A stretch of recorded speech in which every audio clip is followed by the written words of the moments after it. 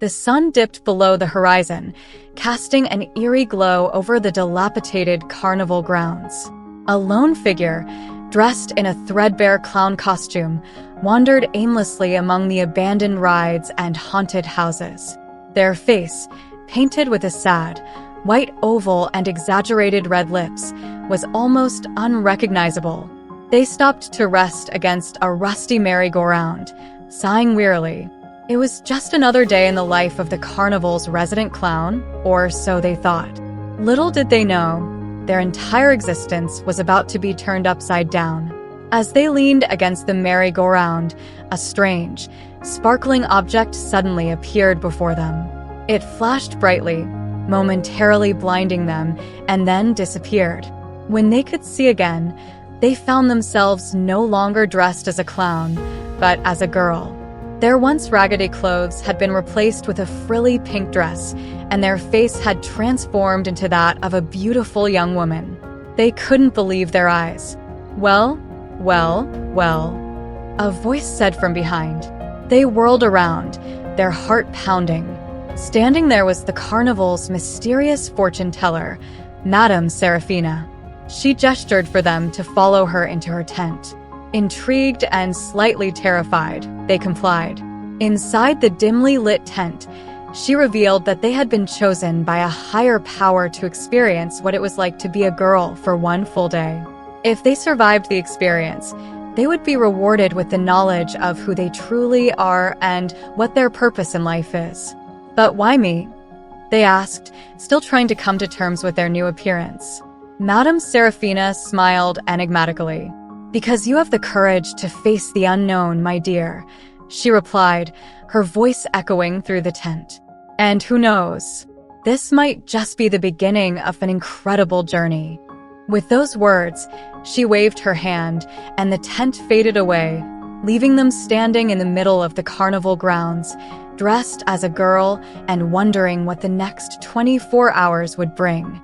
They took a deep breath, smoothed down their dress, and began to explore their surroundings. The carnival, usually teeming with life, was eerily quiet now. The rides stood silent and abandoned, their bright lights dimmed and flickering.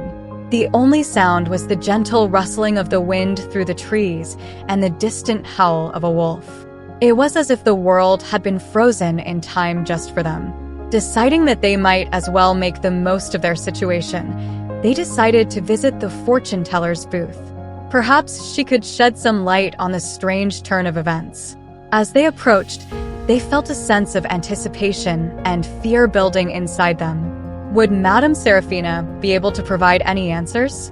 Or would they be left in the dark, confused and terrified? Only time would tell.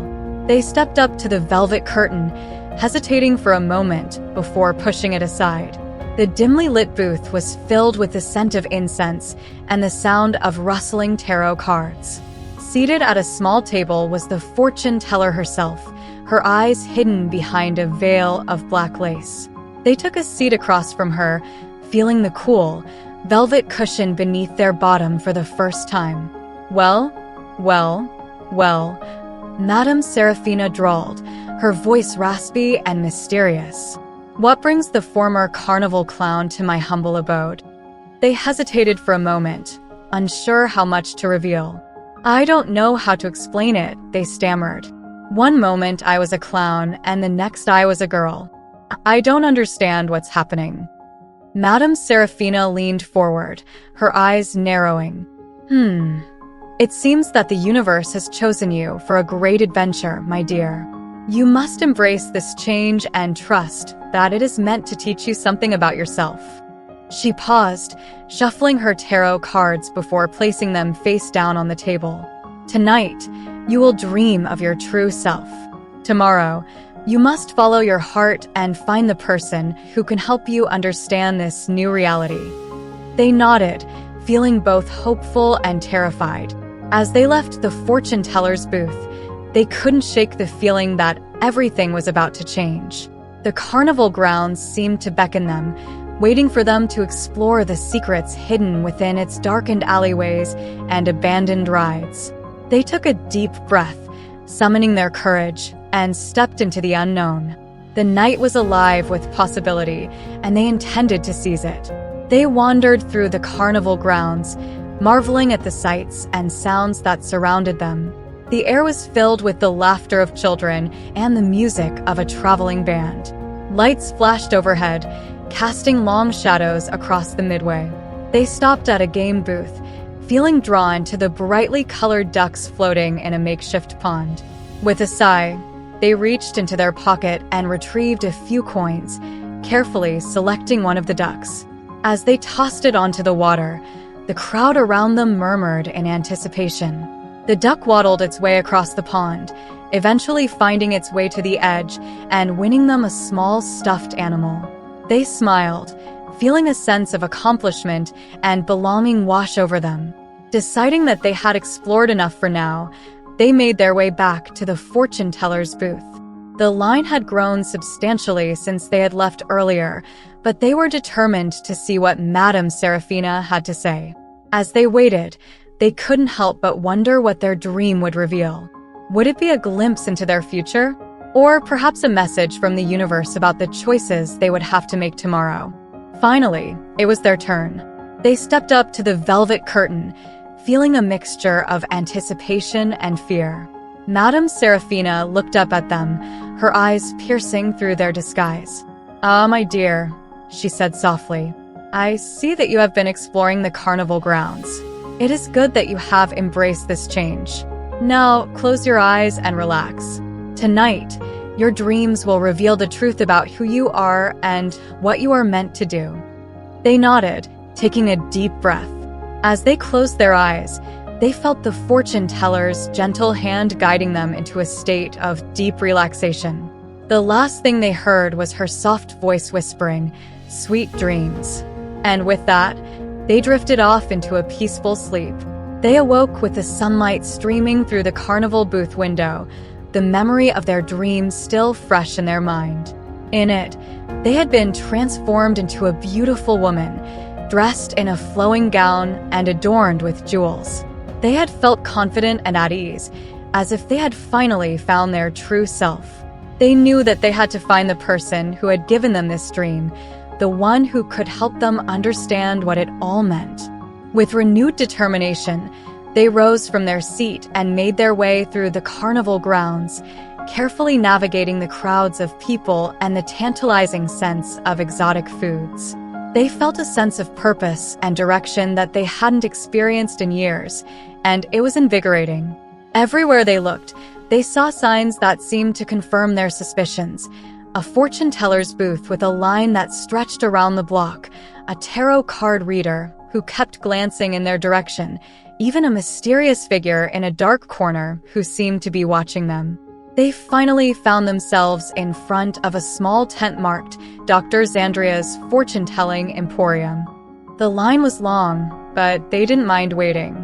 As they waited, they tried to recall every detail of their dream from the night before, hoping it would lead them to the person who could help them understand what it all meant. Finally, it was their turn. They stepped into the dimly lit tent, taking a deep breath to steady their nerves. Inside, a tall, striking woman sat upon a velvet-covered throne, her eyes closed and her hands resting on a crystal ball. "Welcome," she said softly, opening her eyes. "I am Dr. Zandria. I sense that you have been seeking answers. Please have a seat." They did as she asked, feeling an inexplicable sense of calm wash over them. "I had a dream last night," they began, telling her about the beautiful woman in the flowing gown and how it felt as if they had found their true self. "I need to know who gave me that dream and what it means." Dr. Zandria nodded, her expression thoughtful. "Your dream was given to you by a woman named Serafina," she said. "She has been watching over you for some time now, guiding you towards this moment. She believes that you are meant to embrace your true self, to find the person who can help you understand this new reality." They felt a chill run down their spine at the mention of the fortune teller's name. "But first," she continued, "you must find the courage to confront the person who has been holding you back from your true potential." They left Dr. Zandria's tent, feeling both terrified and empowered. The carnival grounds seemed to be closing in on them, as if it were all a grand game of cat and mouse.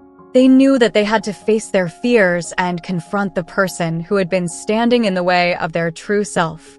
They took a deep breath, summoning their courage, and began to search the fairgrounds once more. The air was thick with anticipation, and they could feel the weight of their decision pressing down upon them. But they knew that they could no longer ignore the truth any longer.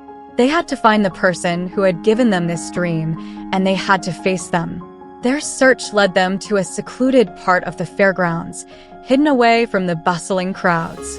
There, they saw a familiar figure sitting on a bench, watching a group of children play with a colorful balloon animal. It was the woman they had seen in their dream, the one who called herself Serafina. Their heart raced in their chest as they approached her, their knees shaking with fear and uncertainty. As they drew closer, they summoned the courage to speak. "Serafina?" they asked tentatively. She looked up at them, her eyes gentle and knowing. "Yes, child," she replied, her voice soft and soothing. "I've been waiting for you. It's time we had a talk." They sat down beside her, feeling the weight of their past and their future pressing down on them. Serafina placed a reassuring hand on their shoulder. "I know that this must be difficult for you," she said, "but I want you to know that everything I've done, every dream I've given you, has been for your own good. It's time for you to embrace who you truly are." They looked into her eyes, searching for answers, for guidance. They felt a mixture of hope and trepidation welling up inside them. "I am not who I once was," they confessed, their voice shaking. "I don't know who I am anymore." Serafina smiled gently. "That's where I come in," she replied. "I'm here to help you find yourself, to rediscover who you are and what you truly want from life. It won't be easy, but I promise you, it will be worth it." They looked into her eyes and knew, deep down in their heart, that they could trust her. Together, they walked away from the bench, leaving behind the life they had known and embarking on a journey towards self-discovery and acceptance.